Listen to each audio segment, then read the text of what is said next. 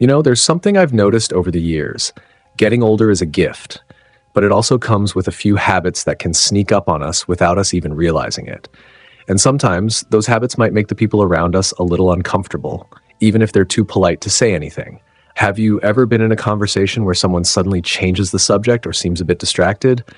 Or maybe you've caught yourself doing something and wondered, is this bothering others? Well, today we're going to talk about those ugly habits in old age that might push people away without us even knowing. Now, I want to be clear, this isn't about shaming anyone. We've all picked up a few quirks over the years, and that's perfectly normal. But sometimes being aware of these habits can help us strengthen our relationships, keep conversations enjoyable, and make sure we're putting our best foot forward. So let's dive into the first few habits, ones you might not even realize you're doing, and talk about how we can gently adjust them to keep our connections strong and positive. The first habit is something we've all probably encountered, whether we're the ones doing it or we've been on the receiving end: dominating the conversation.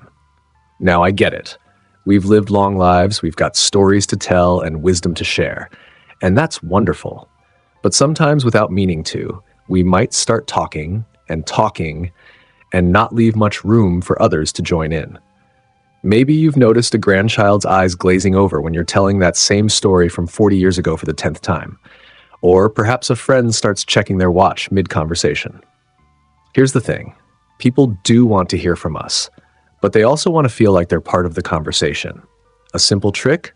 Ask questions. Instead of launching straight into a long story, try something like, "Have you ever experienced something like that?" Or "What do you think about this?" It keeps the exchange flowing and makes the other person feel valued.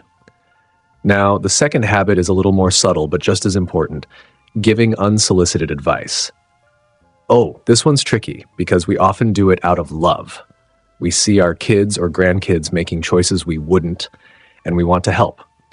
But too much advice, especially when it's not asked for, can feel like criticism. Imagine if every time you saw your granddaughter, the first thing you said was, "You should really wear more color. That gray washes you out." Even if it's well-intentioned, it might make her hesitate to visit. Instead, try waiting for them to ask for your opinion. Or, if you really feel the need to guide them, frame it as a suggestion rather than a command. I always found that a pop of color brightens my mood. What do you like to wear when you want to feel your best? That way, it feels like sharing, not instructing. And the third habit? Complaining too much. Now, let's be honest, aging isn't always easy. Aches, pains, and frustrations come with the territory. But if every conversation starts with, "Oh, my back is killing me," or "Everything was better in my day," it can drain the energy out of a room. People might start avoiding conversations because they don't want to be brought down. That doesn't mean we should pretend everything's perfect. It's okay to share struggles, but balance is key. Try mixing in positive observations too. Instead of, "This weather is terrible for my joints," maybe say, "I don't love the cold, but I sure enjoyed watching the birds at the feeder this morning." Small shifts like this keep conversations uplifting. Now, these first three habits are just the beginning.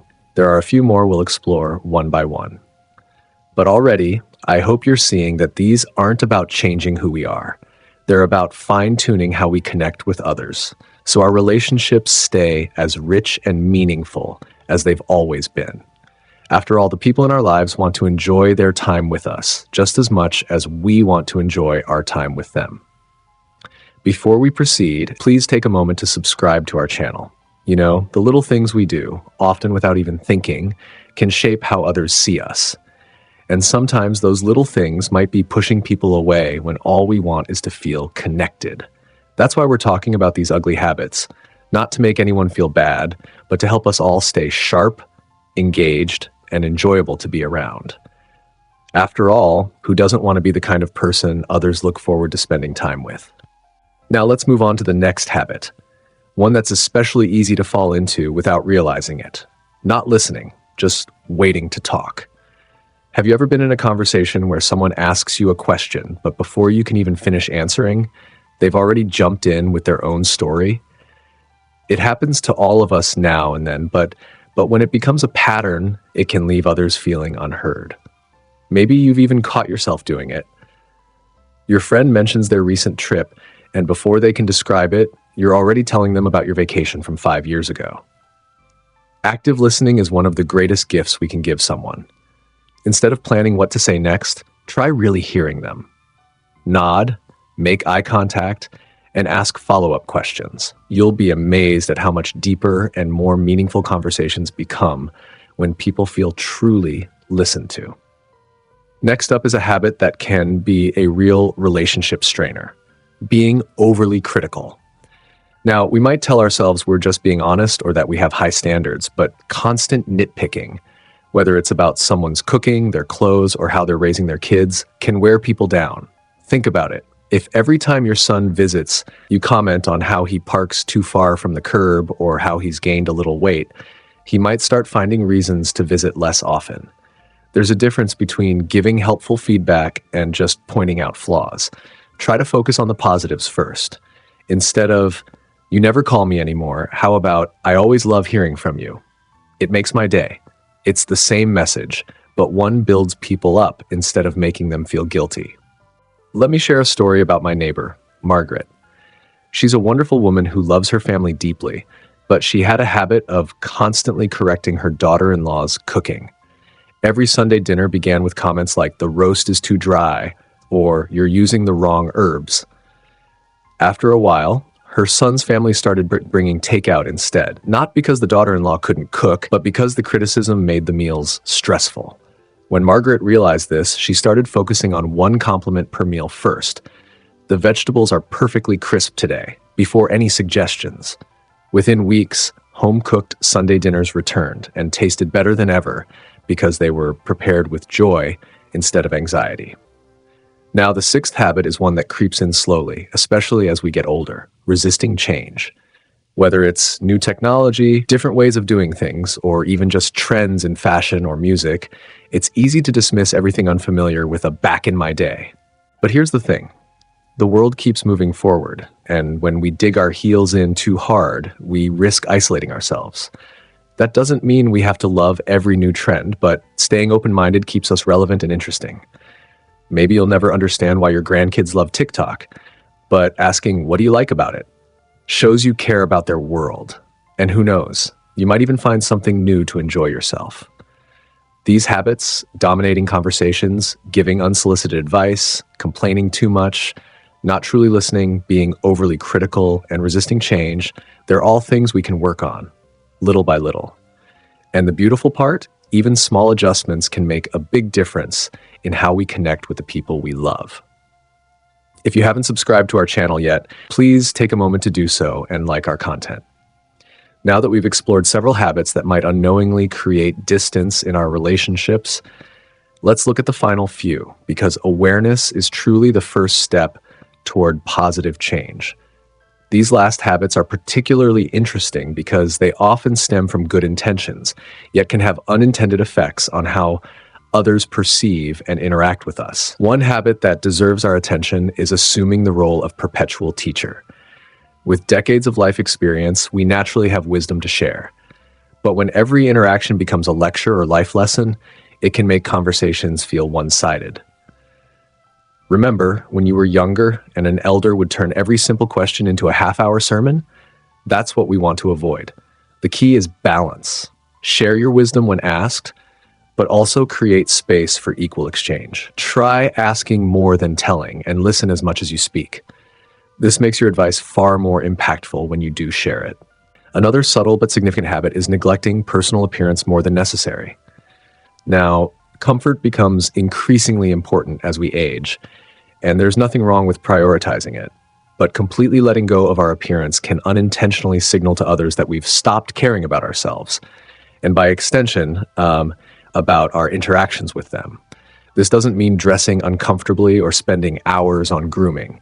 Simple things like wearing clean, well-kept clothes or taking a moment to comb your hair can make a big difference in how others perceive and engage with you. Perhaps one of the most challenging habits to recognize is resisting help to a fault. Many of us pride ourselves on our independence, but when we refuse reasonable assistance too aggressively, it can push people away. Statements like, "I don't need anyone's help," can feel like rejection to those who genuinely care. There's strength in allowing others to contribute sometimes. It makes them feel valued and maintains connection. Next time someone offers help, before automatically refusing, consider whether accepting might actually strengthen your relationship. I'll never forget my friend Arthur, a fiercely independent 72-year-old who refused all assistance after his knee surgery. When his grandson offered to drive him to physical therapy, he'd snap, "I've been driving since before you were born."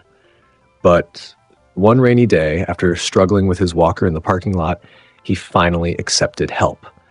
That car ride became their weekly bonding time. His grandson would share stories about college, and Arthur would point out landmarks from his youth. Arthur later told me that by letting his grandson help, he didn't just get to therapy more easily. He gained insight into his grandson's world that he'd been missing by always insisting on doing everything himself. Now, let's talk about forgetting to express gratitude. In the busyness of life or the frustrations of aging, we might forget to acknowledge the kindnesses we receive. Whether it's a neighbor checking in or a family member running an errand, taking that extra moment to sincerely say, "I really appreciate this," makes people feel valued and more likely to stay engaged. As we wrap up, I want to emphasize that recognizing these habits isn't about self-criticism, it's about self-awareness. Each of these tendencies developed for understandable reasons, and addressing them isn't about changing who you are, but rather enhancing how you connect with others. The beautiful thing is that small adjustments can yield significant results. You don't need to overhaul your personality, just bring more mindfulness to your interactions. Pay attention to conversations, notice how people respond, and be willing to adapt when needed. Remember, the fact that you're even considering these ideas shows what a thoughtful person you are. Your relationships are worth this attention, and so are you. The people in your life are lucky to have someone willing to reflect and grow at any age. Now I'd love to hear from you. Have you noticed any of these habits in yourself or others? What strategies have you found helpful? Share your thoughts in the comments below. If you found this video valuable, please give it a like and subscribe for more content to help you live your best life at every age. Here's to meaningful connections and continued growth, because life's too short for anything less.